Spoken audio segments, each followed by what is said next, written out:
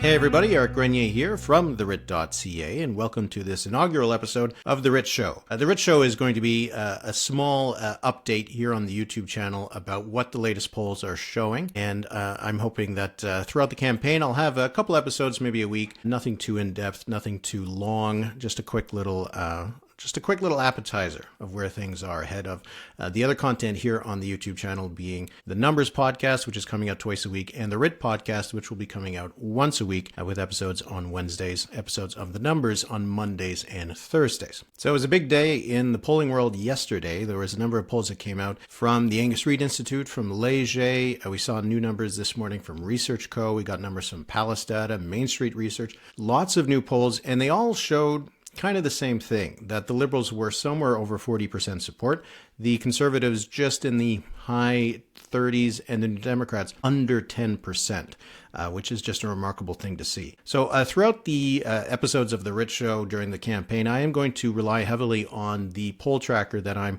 running for the CBC. Now, the poll tracker model is something I've used now in some iteration or another since 2011. So this will be the fifth election campaign that uses something based on this system. I always tweak it after each election, and it is my system that I designed and that I use, and I'm happy to have it at the CBC because they have these fancy graphics. So these are the numbers we see from the CBC right now, the CBC's poll tracker, once again, that I'm running throughout the campaign. Nationally, what we have is that the Liberals are leading with just under 40% support in the polling average. Now, the polling average does take into account a few older polls. The way the model works is that as time goes on, it starts to decay the weighting of older polls quicker and quicker. Right now, it's taking into account a few older polls, ones taken just before the writ drop, things like that, just to give us a bit of a larger sample and also not to move around too much. I think it's important to remember that, in an election campaign, people's attention increases as it goes on. So the volatility you might see in the early days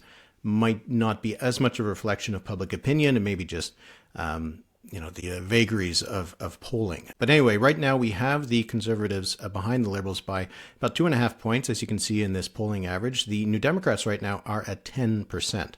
That is a very low result for a party that had, roughly 18% support in the last election. The Bloc Québécois is about 6% right now, nationally, 3% for the Greens, and 2% for the People's Party. So we've seen a movement over the last little while for the Liberals, and it keeps on going up. I'll actually scroll down to the trend line, and you can see just how much things have shifted. This goes all the way back to the last election, and you can see that it's really just been in the last little while that this line just shoots up in a way that's actually kind of comical. It looks so silly.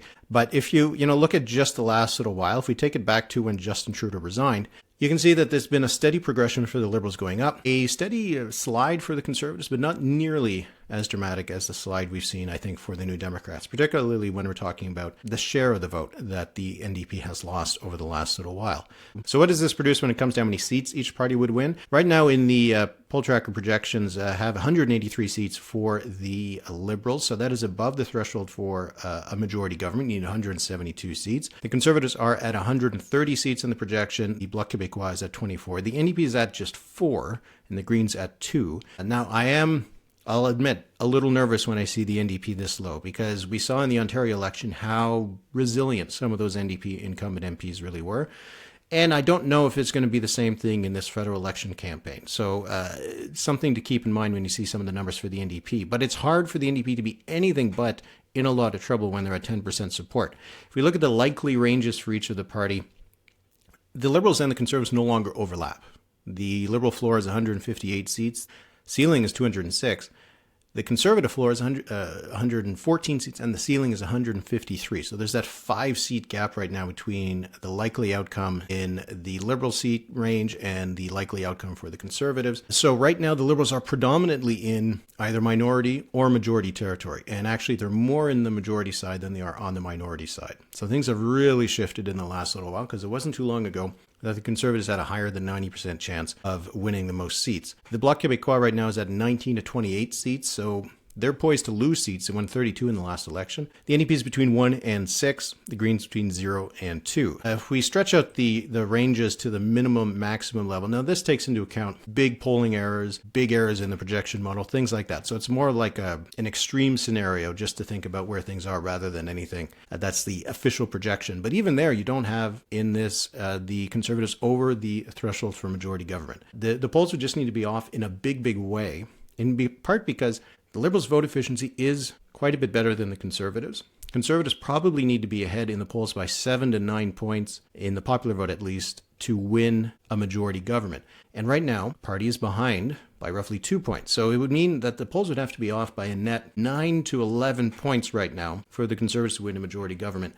That's just a big error to expect in a federal election. So that's why right now the projections are pretty stark for the Conservatives, and you can see that even in this scenario, the NDP is only at 0 to 14 seats in the maximum. So the NDP is in trouble. In terms of the odds right now for who would win, 62% chance if the election were held today, not if the election were held on April 28th, that the Liberals would win a majority government, 22% for the Liberals that they would win a minority. You see there's a 15% chance that the Conservatives would win the most seats, but only a 2% chance that they win a majority. So that is that scenario that I just mentioned where the polls are really off. And the reason for that is the regional breakdown. So we'll go through each of the regions right now.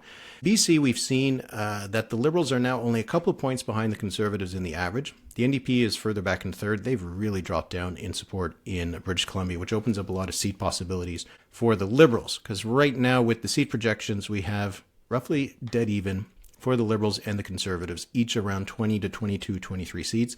The NDP is at 0 to 1 in the projection. That's just how rough things have been for the NDP.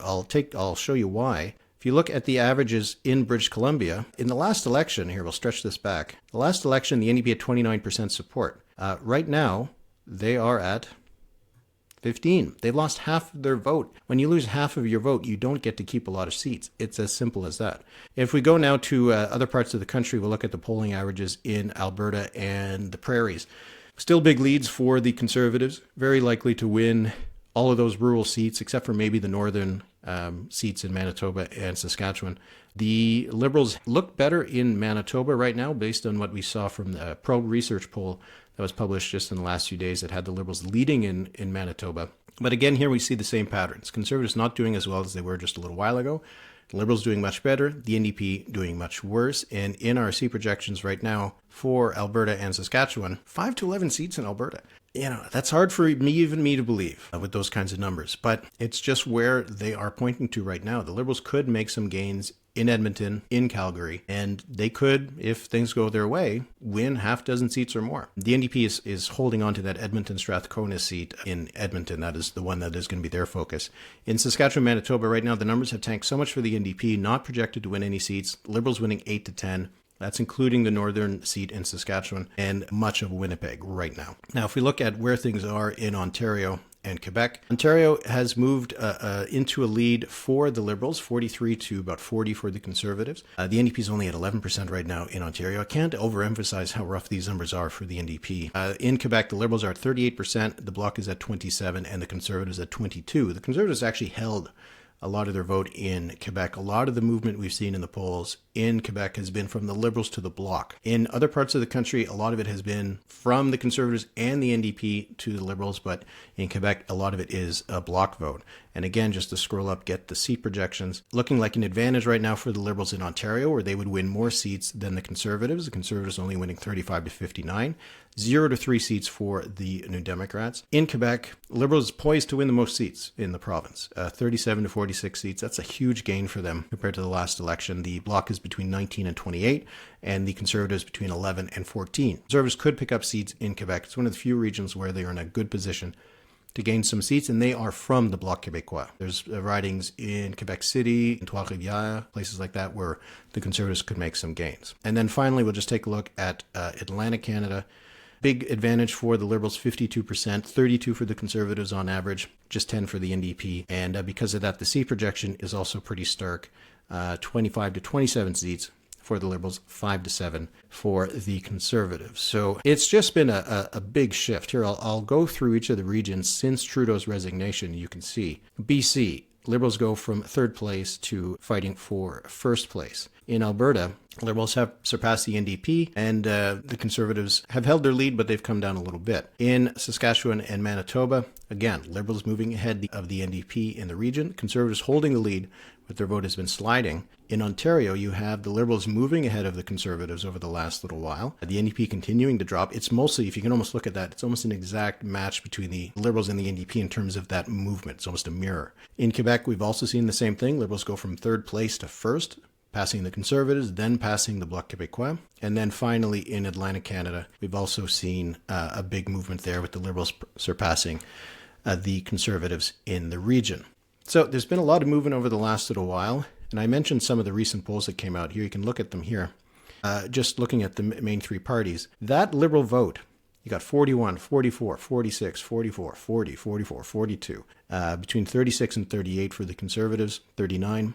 And between 7, 6, or 9% for the NDP. So this is where things are right now. We're only on day, 2 of this campaign. Things can change, and they almost certainly will. But this is where we are right now at this stage of the campaign, where the Liberals are leading in the polls. They're the favorites in the seats. Conservatives seem to be unable to move forward. And as the NDP drops, a lot of that vote is going to the Liberals and giving them much more of an advantage. So this will be something we're going to keep an eye on through the rest of the campaign. I'll be doing these updates here on the Writ Show a couple times a week. Like I said, just something quick and easy for you to get an overview of where the polls are. And if you have any questions or anything like that, let me know. Give me some questions, leave them in the comments. Maybe I can try to answer 1 or 2 or 3 in the next episode that'll come out later this week. And if there's anything in particular you'd like me to talk about, let me know. So that'll be it for The Writ Show today. You can like and subscribe this channel, all that kind of stuff. You can check out my work at thewrit.ca. You can also check out the poll tracker at cbc.ca/poll tracker. It's going to be a great campaign. I think it's already been pretty wild. It's just been a crazy few months, so why shouldn't the next 5 weeks be pretty crazy? So I'm looking forward to following the polls throughout the next few weeks and chatting with you, sharing some of these numbers as they come out. You can expect a new episode of the Writ Podcast tomorrow, and we'll have a new episode of The Numbers on Thursday. So until then, see you next time.